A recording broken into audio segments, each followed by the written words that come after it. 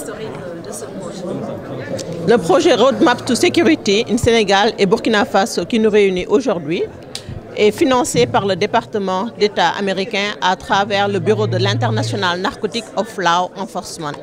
C'est un projet de sécurité routière, une phase pilote menée concomitamment par le Sénégal et le Burkina Faso avec nos collègues de Partners Global basés à Washington comme lead de ce projet.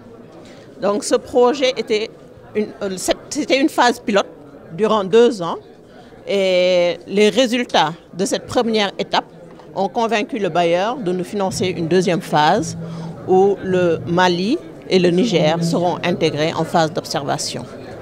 Quel est le montant de la première phase?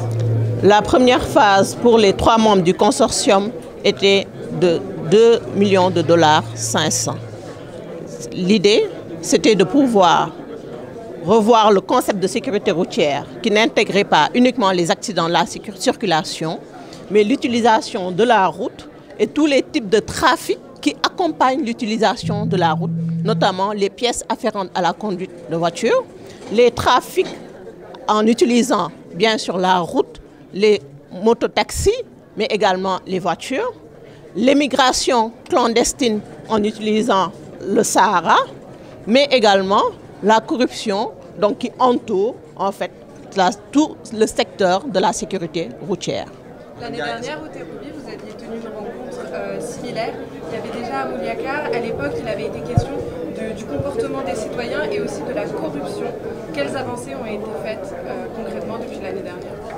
Jusqu'à présent, nous mettons l'accent sur le comportement humain. De plus en plus, on parle de sécurité humaine.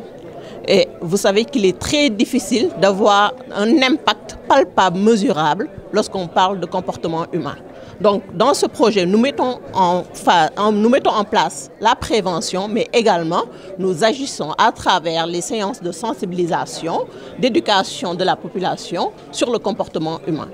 Donc, l'État a bien voulu nous accompagner en désignant dans le comité de pilotage des représentants des ministères concernés, avec la gendarmerie et la police. Donc, les visites de proximité, les débats ont convaincu les populations et les forces de défense et de sécurité que c'était une bonne approche.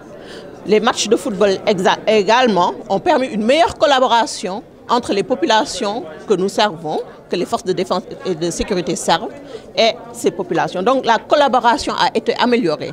Collaboration déjà au sein des forces de l'ordre entre la police et la gendarmerie, mais également la collaboration entre les populations et les forces de défense et de sécurité. Donc certains nous ont dit que c'était la première fois qu'ils osaient venir dans un commissariat de police ou bien une brigade de gendarmerie alors qu'on ne les a pas convoqués.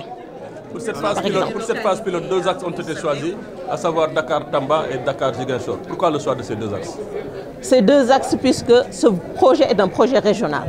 Nous savons que l'axe Dakar-Tamba nous permet de passer par le Mali et de remonter vers le Sahel.